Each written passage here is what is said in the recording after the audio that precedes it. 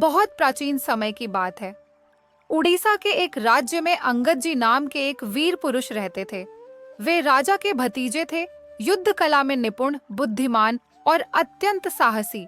परंतु स्वभाव से अंगद जी नास्तिक प्रवृत्ति के थे। उन्हें न तो संतों में रुचि थी, न भक्ति में और न ही भगवान की आराधना में। ईश्वर की कृपा से उनका विवाह एक ऐसी रानी से हुआ जो भगवान जगन्नाथ की अनन्य भक्त थीं।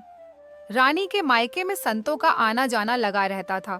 गुरुजन आते थे, भजन कीर्तन होते थे और भगवान की चर्चा से घर पवित्र रहता था। लेकिन विवाह के बाद जब रानी ससुराल आईं, तो उन्होंने देखा कि वहां राज वैभव तो बहुत है, परंतु न संत हैं, न सत्संग, न भगवान की चर्चा। रानी का हृदय व्याकुल रहने लगा। वे दिन रात भगवान जगन्नाथ का स्मरण करती और मन ही मन प्रार्थना करती कि किसी प्रकार उनके गुरुजन यहाँ पधारें। अंततः रानी ने अपने मायके पत्र भेजा। गुरुदेव से विनती की गई। गुरुजी रानी की पुकार सुनकर वहां पधारे। गुरुदेव के आगमन से रानी अत्यंत प्रसन्न हुई।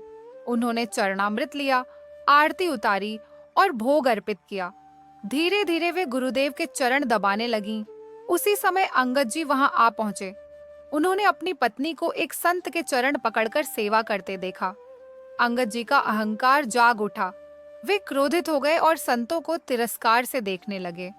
परंतु गुरुदेव शांत रहे। उन्होंने रानी को संकेत दिया और बिना कुछ कहे वहां से चले गए। गुरुदेव के अपमान से रानी का हृदय टूट गया। उन्होंने दृढ़ स्वर में कहा, आज मेरे गुरुदेव का अपमान हुआ है।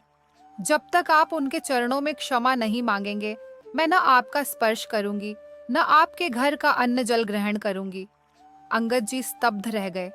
कई दिनों तक रानी ने अन्न जल त्याग दिया। अंततः अंगद जी का हृदय पिघला। वे रो पड़े और बोले, बताओ मैं क्या करूं कि तुम प्रसन्न हो जाओ। रानी ने कहा, यदि सच में मुझे प्रसन्न करना चाहते हो तो गुरुदेव के चरणों में जाकर क्षमा मांगो और भगवान जगन्नाथ को भोग अर्पित करो। अंगद जी गुरुदेव के पास पहुंचे। उन्होंने चरण पकड़कर क्षमा मांगी। गुरुदेव ने कहा, संत का स्वभाव ही क्षमा है, परंतु जब कोई सच्चे हृदय से पश्चाताप करता है तभी कृपा होती है। गुरुदेव के चरणामृत से अंगद जी का हृदय बदलने लगा। अब वे बिना भगवान को भोग लगाए भोजन नहीं करते थे। उन्होंने सेवकों को नियुक्त किया कि जहां कहीं भी संत दिखें, उन्हें आदर पूर्वक घर लाकर भोग लगवाया जाए। एक युद्ध में विजय प्राप्त कर अंगद जी एक राजा का मुकुट लेकर आए। उस मुकुट में 101 हीरे जड़े थे, जिनमें से एक अत्यंत अमूल्य मणि थी। अंगद जी ने कहा, यह मणि भगवान जगन्नाथ के मुकुट की शोभा बढ़ाएगी। उन्होंने वह मणि जगन्नाथ जी को अर्पित कर दी। परंतु राजा के मंत्री और दरबारी लालच में आ गए। राजा ने भी अंगद जी से मणि मांगनी चाहिए।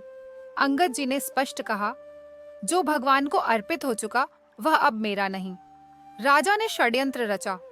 अंगद जी की बहन को लालच देकर भोजन में विष मिलवाया गया। लेकिन अंगद जी का नियम था, पहले भोग फिर भोजन। भगवान को अर्पित भोजन प्रसाद बन गया। अंगद जी ने पूरा भोजन ग्रहण किया, पर विष का कोई प्रभाव नहीं हुआ। राजा ने सोचा, मणि यदि अंगद के पास नहीं तो कहीं छुपाई गई होगी। उसने सैनिक भेजे।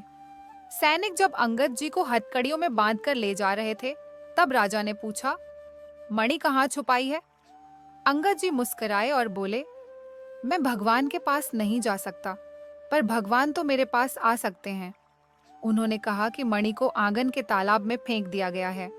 सैनिकों ने तालाब छान मारा, पर मणि नहीं मिली। तब अंगद जी ने कहा, जिसके लिए थी उसी के पास चली गई। जब अंगद जी को जगन्नाथ मंदिर ले जाया गया तो सबकी आंखें खुली की खुली रह गईं।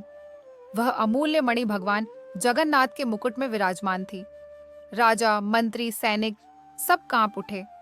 सभी अंगद जी के चरणों में गिर पड़े। राजा ने रोते हुए कहा, मैंने अपराध किया, मुझे क्षमा करें। आज भी भगवान जगन्नाथ अपने मुकुट में उस मणि को धारण करते हैं। यह कथा सिखाती है कि जो भगवान को अर्पित हो जाए वह प्रसाद बनकर अमृत हो जाता है। अहंकार नष्ट होता है, भक्ति विजय पाती है। यदि भगवान जगन्नाथ की कृपा का यह प्रसंग आपके हृदय को छू गया हो तो कृपया कमेंट में जय जगन्नाथ अवश्य लिखें। आपका एक छोटा सा जय जगन्नाथ लिखना केवल एक शब्द नहीं, बल्कि आपकी श्रद्धा, विश्वास और प्रभु के प्रति प्रेम का प्रतीक है। हो सकता है आपका लिखा हुआ जय जगन्नाथ किसी और के जीवन में भक्ति की ज्योति जला दे। जय जगन्नाथ, जय जगन्नाथ पुरी।